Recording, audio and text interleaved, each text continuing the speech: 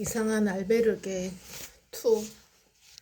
2 289페이지 3 천체 물리학자 마틴. 생각에 빠져있는 동안 날이 어두워지고 밤하늘에 별이 하나둘 반짝이기 시작하더니 금세 별빛으로 가득했다. 서울에서는 상상도 할 수 없었던 밤 풍경이었다. 야간 촬영에 맞게 카메라를 세팅하고 있었는데 옆에서 인기척이 느껴졌다. 돌아보니 언제 옥상으로 올라왔는지 나이가 지긋해 보이는 남자가 망원경을 세우고 있었다. 순례길에서 망원경이라니.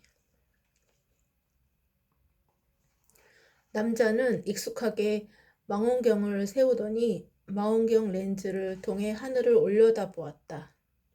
나는 호기심이 생겨 그에게 말을 걸어보았다. 안녕하세요. 오늘 하늘은 어떤가요? 아, 반가워요. 밤하늘은 언제나 아름답죠. 그렇군요. 스페인의 하늘은 깨끗해서 별이 더 잘 보이는 것 같아요. 한국은 미세먼지가 많아서 이런 하늘을 거의 볼 수 없거든요. 무엇을 바라보고 있나요? 저도 한번 볼 수 있을까요? 그렇군요. 한국에서 왔나 봐요. 한번 보세요. 그는 내가 망원경을 볼 수 있도록 살짝 옆으로 자리를 비켜주었다. 그는 내 자세가 어설펐는지 사용법을 알려주었다. 나는 남자의 도움을 받아 하늘을 바라보았다. 익숙한 별자리가 눈에 들어왔다. 와, 오리온 자리가 멋진데요? 아름답죠? 그 아래쪽으로 보면 오리온 대성운도 보일 거예요. 짙은 네이비색의 하늘 위에 색색의 물감이 퍼지듯 몽롱하게 펼쳐진 오리온 대성운의 모습은 영상미를 추구하는 PD의 감성을 자극했다. 와우, 저 오묘한 색감. 이거 카메라로 담을 수 있을까요? 어떻게 저런 색이 나죠? 갑자기 흥분한 나를 보고 남자가 친절하게 설명해 주었다. 하하, 그 아름다운 색감은 여러 원소와 온도가 만들어낸 하나의 예술작품이죠. 내가 별에 관심 가지게 된 건 아주 어릴 적 보았던 오로라 때문이었어요. 잠깐 내 이야기를 들어보겠어요? 나는 망원경에서 눈을 떼고 남자를 보며 흔쾌히 답했다. 네, 그럼요. 어떤 이야기인지 무척 궁금합니다. 내가 고개를 끄덕이자 곧 남자의 이야기가 이어졌다. 나는 독일에서 왔어요. 어릴 적 추운 겨울에 아버지와 함께 노르웨이에 있는 자작나무 숲으로 사냥 갔던 적이 있었어요. 그곳은 하얀 눈으로 덮여 있었죠. 그날 날씨가 무척 추워서 우리는 사냥감을 찾지 못하고 오두막으로 돌아왔어요. 저녁을 먹고 창밖에 무언가 일렁임이 보여서 다가갔더니 하늘에 거대한 초록빛 커튼이 드리워져 있는 거예요. 초록색부터 보라색까지 무지개를 흩뿌려 놓은 듯 찬란한 오색 빛깔이 하늘에서부터 계속 내려와서 아름다운 흐름을 만들어내고 있었어요. 그때는 그게 천사들이 하늘에 그림을 그려놓은 것인 줄 알았답니다. 하얀 눈 위에 까만 밤하늘, 그리고 그 위에 펼쳐진 오색 빛깔 찬란한 오로라. 정말 환상적이었어요. 그때부터였어요. 내가 밤하늘에 마음을 빼앗긴 것은. 남자의 시선이 먼 곳을 바라보듯 아련해졌다. 마치 과거로 여행하는 듯했다. 나는 그 시간을 방해하고 싶지 않아 고개를 들고 밤하늘을 바라보며 남자가 이야기한 것들을 상상해 보았다. 잠시 후 남자가 말을 이었다. 아이쿠, 내가 너무 혼자 생각에만 빠져 있었나 봐요. 그때 일을 떠올려 본 것도 오랜만이라. 고마워요. 이제는 사람들이 나에게 이런 걸 물어보지도 않거든요. 그래서 말할 기회도 거의 없었는데 오늘은 한국에서 온 젊은이 덕분에 고이고이 간직해 두었던 기억의 책장을 열어보았네요. 과학을 공부하면서 그 아름다운 모습이 지구의 자기장에 태양풍이 부딪히면서 만들어내는 방전 현상이라는 것을 알았지만 어릴 적의 환상이 사라지지는 않더라고요. 과학적 사실을 알고도 어릴 적 환상이 무너지지 않으셨다니 신기하네요. 그런가요? 과학적 현상인 건 사실이지만 나에게 보인 것은 단순한 실험적 증명만은 아니었기 때문이지요.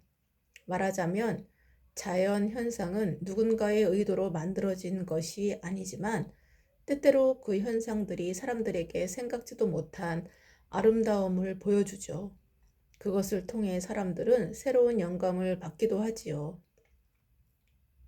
그렇기에 그 오로라에는 과학적 사실 그 이상의 무엇이 존재한다고 생각합니다. 이것이 자연이 인간에게 주는 선물이기도 하고요. 방금 젊은이에게 보여주었던 오리온 대성운도 마찬가지예요.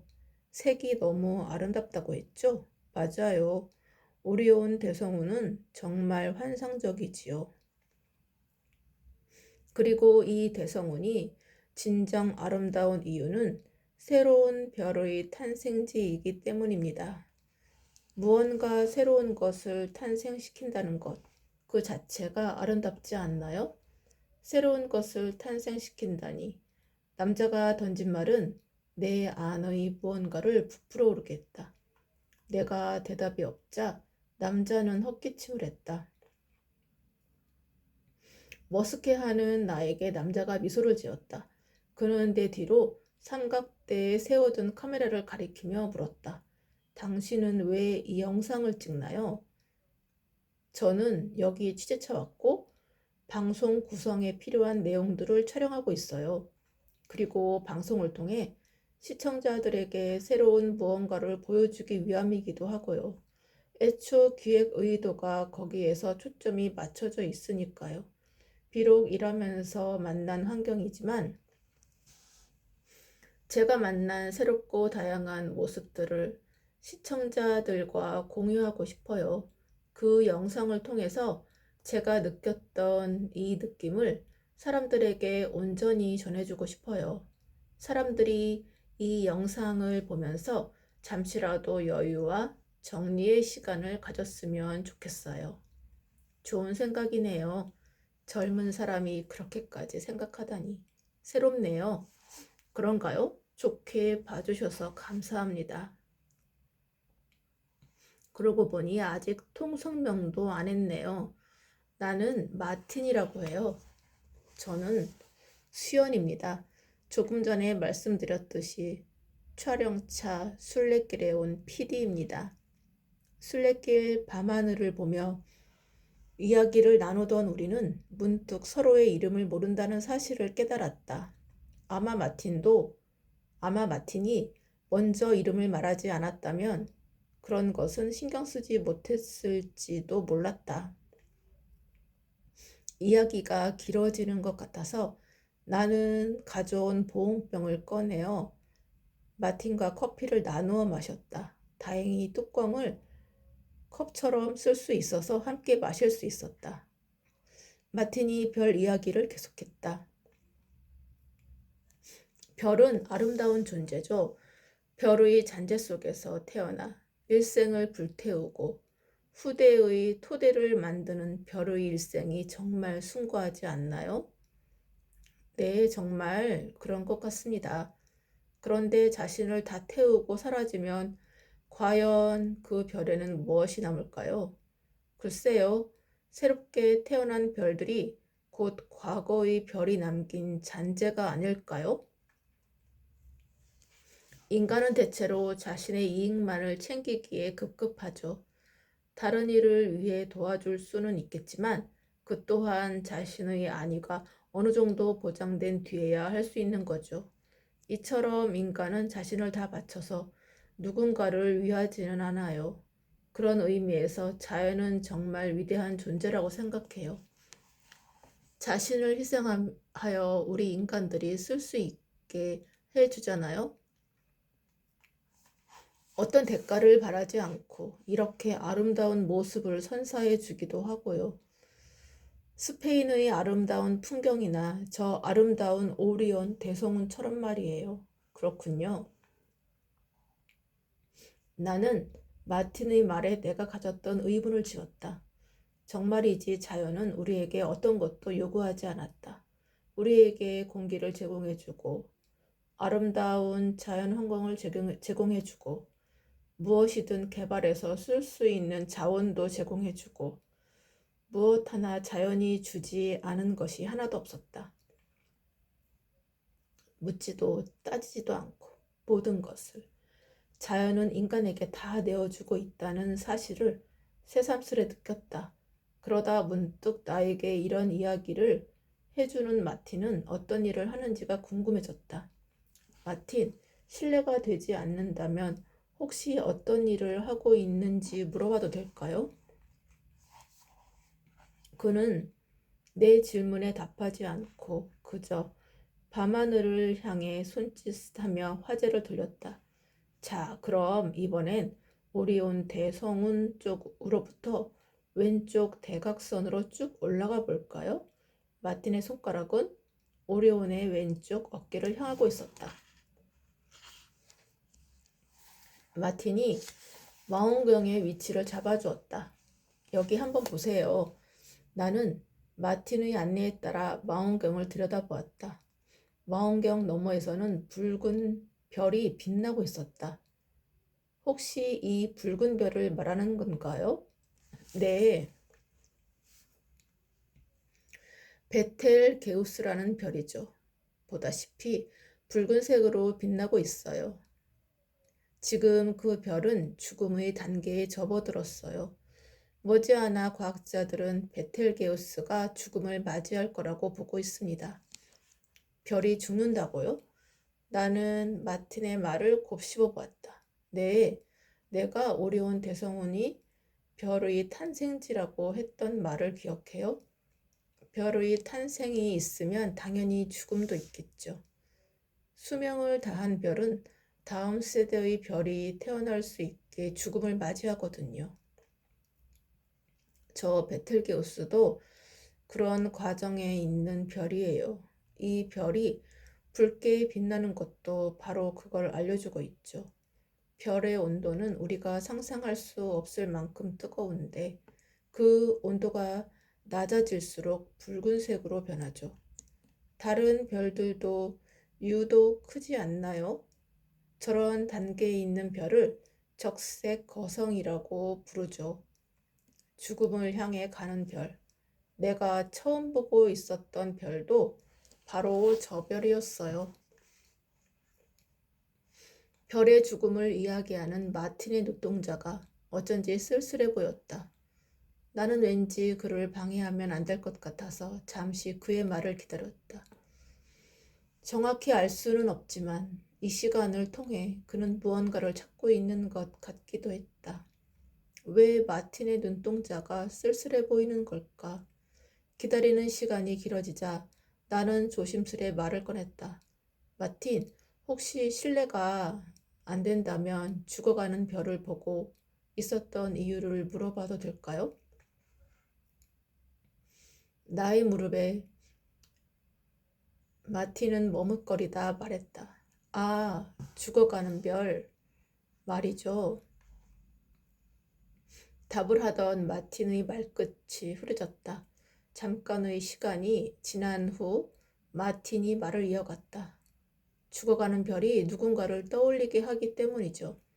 아니, 어쩌면 누군가 때문에 저 별을 또다시 찾게 되었는지도 모르겠군요. 이어지는 마틴의 말에 나는 질문을 더 할 수가 없었다. 베텔게우스는 내게 상징적인 별이에요. 사랑하는 이들을 담은 아버지가 돌아가셨을 때, 어머니가 돌아가셨을 때, 그리고 지금이죠. 30년을 같은 곳만 바라보며 함께 해온 사람이었어요. 같이 별을 연구하고 우주에 대한 희망을 꿈꿨죠. 다른 사람들은 나이를 먹고도 별에 대한 꿈을 가진 나를 비웃기도 하고, 별을 연구하는 천체 물리학자가 아이 같은 꿈을 잃지 않는다는 걸 매우 신기해 하기도 했지만, 그 사람만은 나와 같은 꿈을 꾸었죠. 그런데 이젠 그 사람이 나와 더는 함께 할 수 없게 되었어요. 그 사람의 마지막까지도 내가 해줄 수 있는 건 아무것도 없었어요.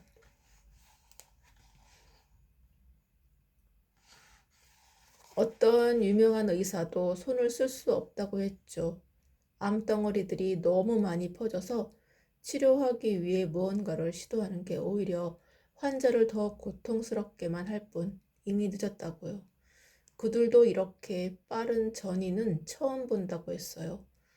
어째서 그 사람에게 그런 일이 일어났는지 모르겠지만 그 또한 자연의 순리로 받아들이려고 해요.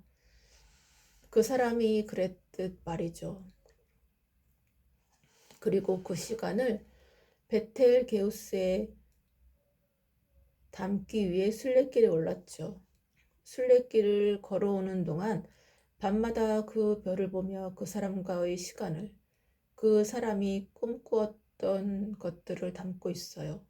비록 저 별이 죽어가는 별이지만 인간의 시간으로는 아직 시간이 많이 남아있기도 하고, 또 우주의 시간으로 보면 저 별은 얼마 가지 않아 새로운 별들을 탄생시키는 에너지원이 될 테니까요.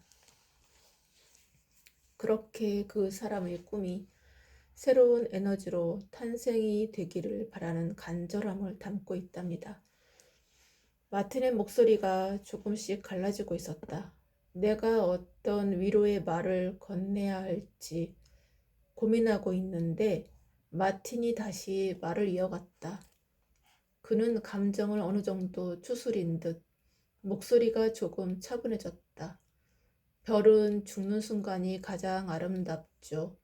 내부의 핵이 더는 수축하지 못할 만큼 수축하고 나면 그 에너지가 모여 한 번에 폭발하거든요. 그것이 바로 우리가 말하는 초신성이에요. 사실 갑자기 하늘에 밝게 보이는 별이라고 하여 초신성이라고 부르지만 그건 새로운 별이 아니라 기존에 있던 별이 죽는 순간이죠. 아이러니하지 않나요? 죽음의 순간이 가장 찬란한 아름다움을 가지고 있다는 것이. 그리고 그렇게 일어난 폭발의 잔해 속에서 새로운 별들이 탄생한다는 것이. 오리온의 왼쪽 어깨인 베텔게우스가 죽으면 오리온 자리도 없어지는 건가요? 글쎄, 오리온 자리란 이름도 신화에서 유래한 것인데 그 모양이 바뀌었으니 이름도 바뀔지 모르죠. 이상하게 나는 저 베텔게우스에 자꾸 끌려요. 왠지 별이 나를 부르는 것 같은 느낌. 그래서 어릴 적부터 저 별에 나의 소중한 사람들을 담고 있는지도 모르겠네요. 가장 슬픈 순간에 생각나는 것이 바로 저 별이었으니까. 천체 물리학자가 되고 나서도 우주의 신비를 공식으로 풀어내면서도 저 별에 대해서만은 강한 끌림을 느끼고 있어요. 그렇군요. 별에서 끌림을 느낀다니 신기하네요. 한편으로는 내가 죽으면 저 별에 가는 것은 아닐까 싶기도 해요. 그래서 나의 소중한 사람들을 저 별에 담아두는 것은 아닌가 싶기도 하고요. 그런데 저 별이 죽어가는 별이라 기분이 참 묘하네요.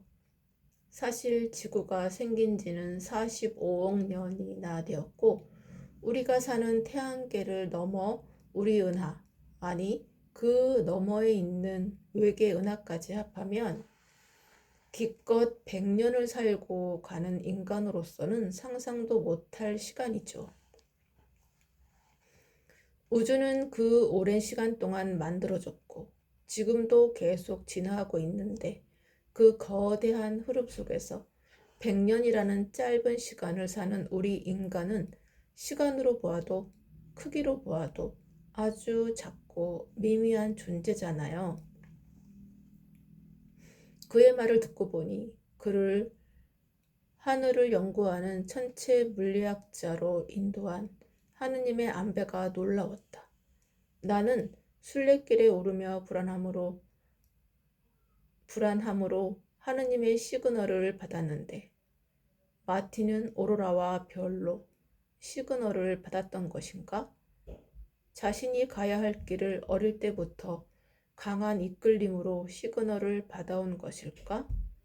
만약 그가 그 시그널을 따라 오늘까지 온 것이라면 하느님은 우리를 어디서부터 어디까지 이끄는 것일까? 나는 마틴이 어릴 때 보았던 오로라처럼 나에게도 어린 시절 그런 순간이 있었는지 잠시 생각해 보았다. 그때 이어지는 마틴의 목소리가 들려왔다. 우리는 우주의 한쪽에 자리한 은하, 그 속에서도 태양계, 거기에서도 지구라는 행성 속에 살고 있어요. 그렇게 작고 좁은 곳에서 살면서도 우리 인간들은 아등바등 살아가죠. 눈앞에 이익만을 쫓고 더 높은 곳으로 가기 위해 경쟁하고 가진 것에 만족하지 못하고 언제나 더 많이 가지려고 하죠. 때로는 남을 돕는다는 미명 아래 자신의 또 다른 욕망을 만족시키기도 하죠. 욕망을 쫓고 그것을 채우기 위해 아등바등하는 인간이란 얼마나 미련한 존재인지. 맞아요. 저도 세상이 모두 제 뜻대로 될 줄 알았던 때가 있었어요. 그런데 그게 얼마나 어리석은 생각이었는지 이번에 순례길을 걸으면서 조금 깨닫게 되었어요. 마틴의 말을 들으니 잊고 있었던 과거들이 떠올라요.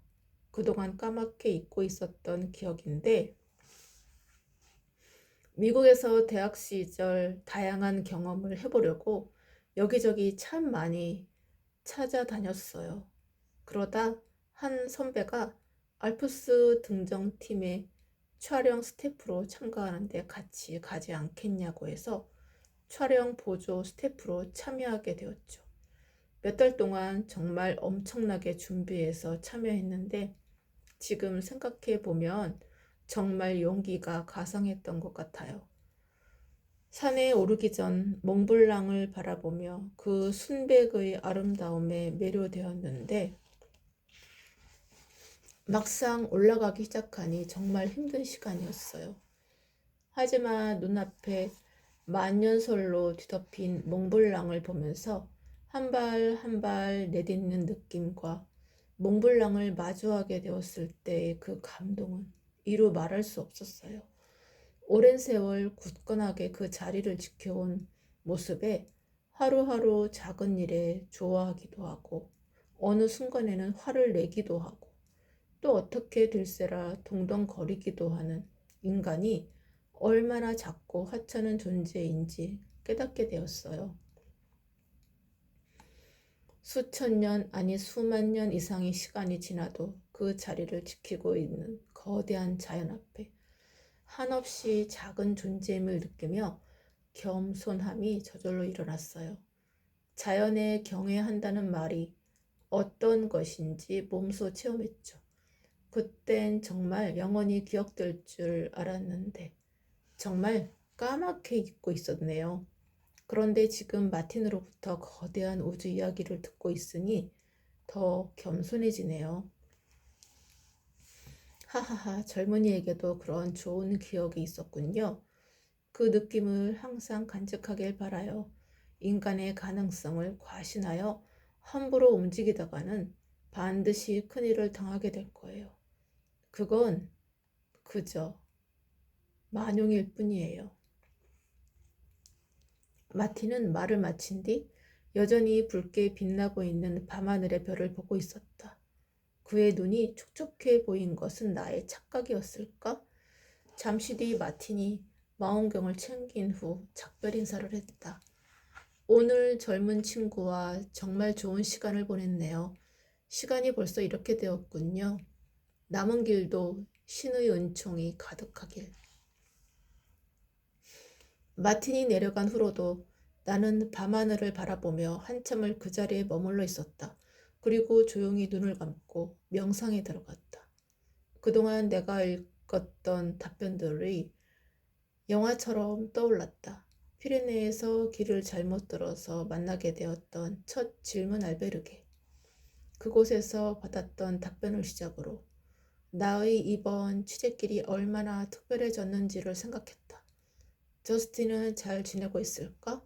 지금쯤 어디에서 무엇을 하고 있을까?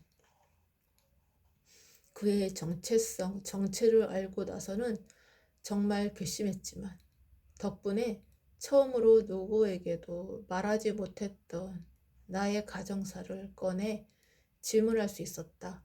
그 질문이 도화선이 되어 본격적인 질문 알베르게 여정이 시작되었고 여기까지 올 수 있었다. 저스틴에게 고맙다는 생각이 들었다. 그리고 세라의 열등감에 대한 질문과 답변지가 나에게 큰 전환점이 되었다.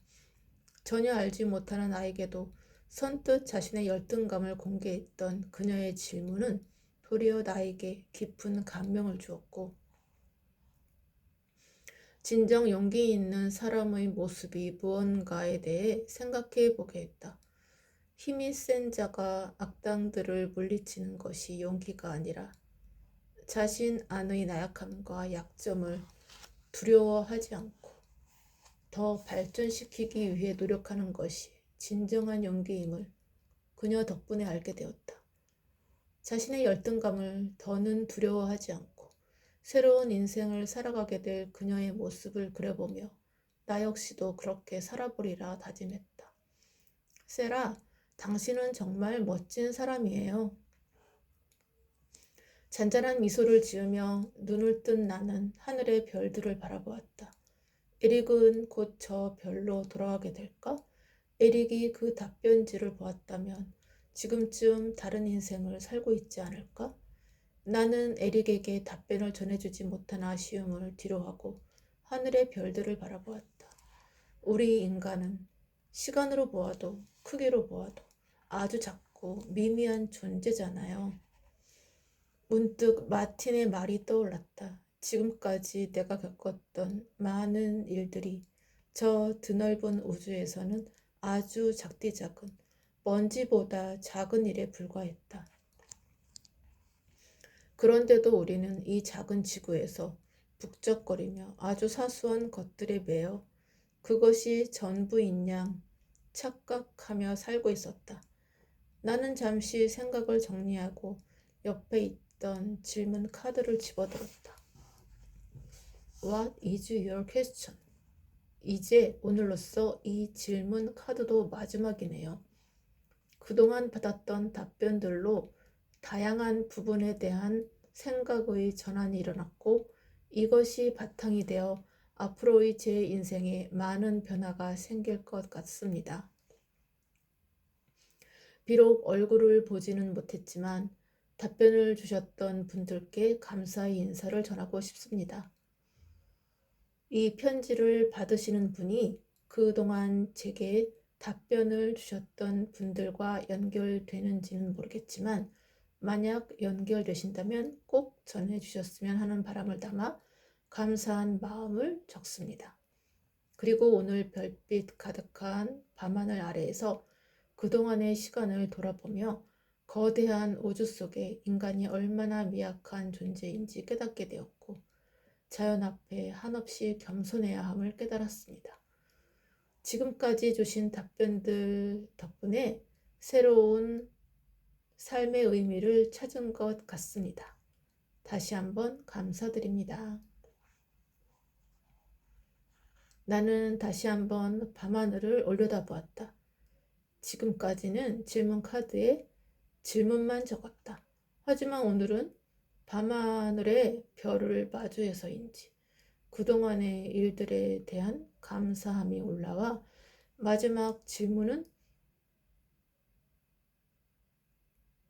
마지막은 질문이 아닌 감사함을 담았다. 나의 질문에 정성스럽게 답을 해주신 모든 분들에게 감사함을 느끼면서 얼굴 없는 천사들이 바로 이런 분들이라는 생각이 들었다.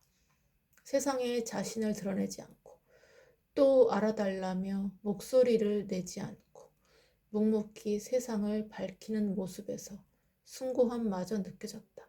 어디선가 개 짖는 소리가 고요함 속에서 울려 퍼졌다. 그렇게 아메날에서의 별밤이 깊어가고 있었다.